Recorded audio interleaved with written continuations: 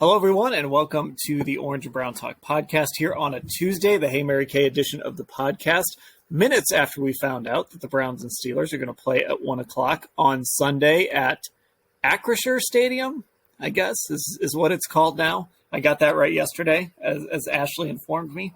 So, Mary Kay, we're going to do some questions from our Football Insider subscribers, and I want to start here with something about the defense, but not specific to Joe Woods. This comes from Anthony in Columbus. Hey, Mary Kay, would Andrew Berry consider an entirely different philosophical approach to rebuilding the defense, an emphasis on the D-line and producing pressure up front over speed and coverage?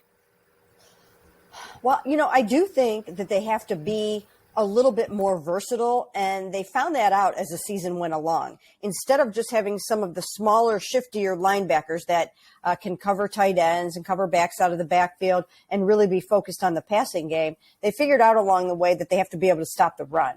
And that's why you saw the Reggie Raglins come on board. That's why Sione Takitaki was really starting to get some playing time, because these guys can stop the run. They're a little bit bigger, a little stockier, and they figured out that that's going to be necessary. And then we also heard Jason Tarver, the linebackers coach, talking about JOK needing to be, a little built up from a physical standpoint. So I think that there will be an emphasis on that in the offseason. I do think that they will add to the defensive tackle room with a significant acquisition there. And then from a philosophical standpoint, I've been thinking about this, and what I would do is I would keep Joe Woods. I have no idea if they will do that or not. I feel like the vibe seems to be leaning towards him not sticking around, but I would keep him, and then I would either hire an assistant head coach / defense to help oversee it, or I would have somebody else on the defensive staff that would be, coming in to take on a larger role. So I would try to have there be some continuity, because as the season has gone along, they've started to play better and they're starting to come around and they're starting to get those takeaways. So I don't know if now is the time to shake everything up and change everything. But I do think change is probably afoot. I just don't know if it's really necessary to, shake the whole thing up. Do you think that's something Joe would go for, or he'd be okay with? Because I think it would be tough for a lot of coordinators to, and look, the opposite option is we're going to fire you. So I guess he would be, but I could see it being tough for a coordinator to have his head coach say, hey, we're going to bring in somebody who's going to be kind of close to you in role.